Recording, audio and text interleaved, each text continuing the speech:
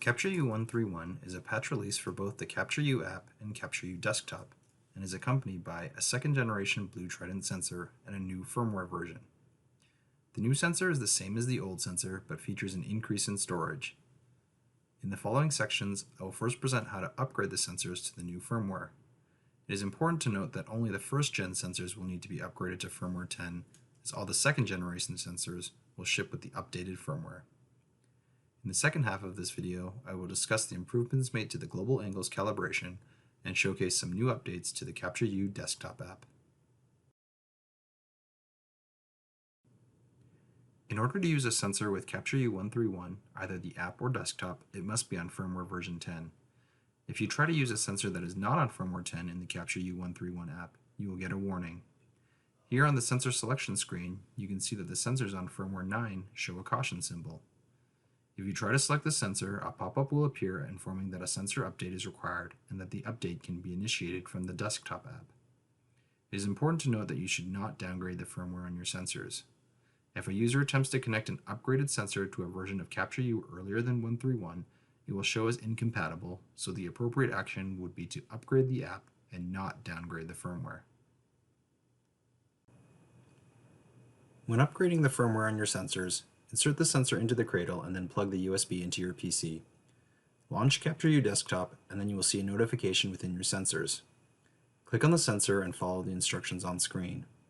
That is, hold down the button on the cradle for 10 seconds and the update will automatically initiate. Make sure that the sensor is plugged in the whole time.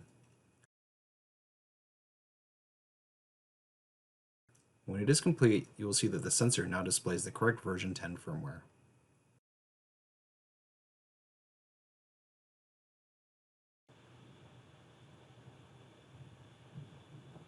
One of the main aims of Capture.U 1.31 is to not only provide more guidance on how to calibrate the Blue Trident sensors for global angle outputs, but to make the calibration more robust and provide feedback on whether a sensor has been calibrated. When I open the Capture.U app, I can find an animated walkthrough of the two-step calibration procedure by going to the Settings menu in the bottom right and clicking How to Calibrate. So the first step is to perform the figure of 8 with the sensor for 10 seconds, making sure it rotates through all 3 axes. Then place it on a flat surface, wait 5 seconds, and then make 2 full rotations about the z-axis. To access more detailed instructions, click More Info, and this will take you to our documentation page.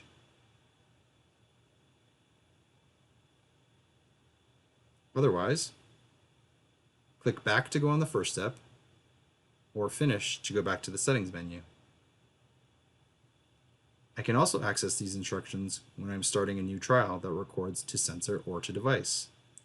So let's do that now. I'll click to Sensor, open up my current session, select New Trial. Here I can see the same How to Calibrate instructions, and clicking on it brings me back to the same animation.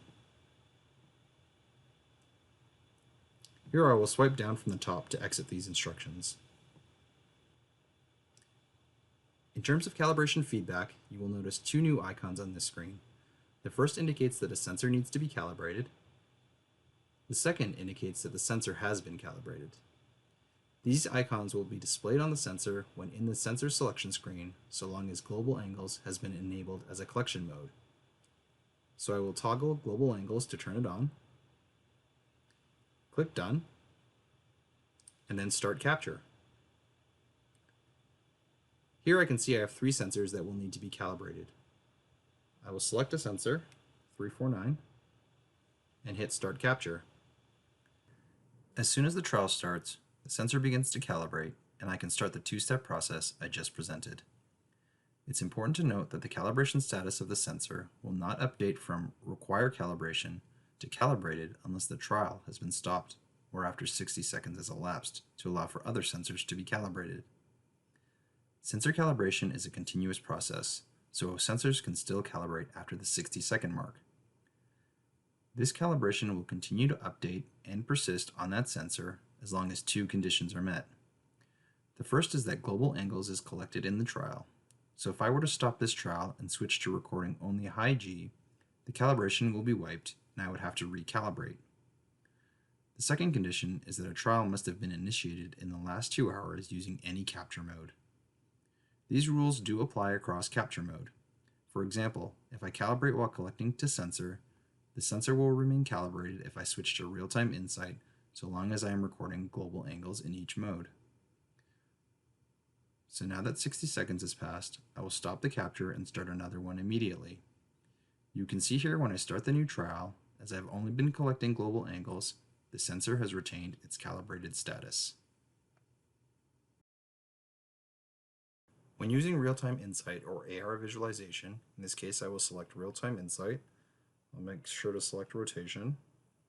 The only time you are given feedback on a sensor's calibration status is when you are selecting the sensors you want to use in that mode. So we can see here that all 3 sensors need to be calibrated again. So I'll select 349 and click Set. The sensors are not displayed on the main screen, so you won't see the status change. However, it should be easy to verify in real time. So I'll click Start and then begin my calibration procedure. I will perform the figure of 8 for 10 seconds, then lay the sensor on a flat surface for 5 seconds. I'll switch to Z and then do 2 full rotations about this axis. It is worth reiterating here that you can calibrate in real-time insight or AR visualization and still have it persist in the 2 sensor or 2 device modes. I'll then go back to my X axis. I should see that it's zeroed out, and my Y axis and see that it's relatively zeroed out in order to verify that my sensor has been calibrated.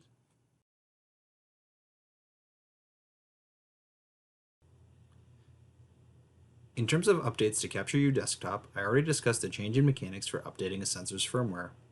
Capture.U 131 also updated the preview data for trials in which global angles were collected. Now when I enter one of these trials by clicking Edit and Download, I will see the resultant acceleration, making it easier to set a region of interest, for example, or cropping my data post-capture. Thank you for watching this video. As always, if you have any questions about your hardware or software, please do not hesitate to contact us at support@vicon.com. Please see the other links for more information or more training materials as well.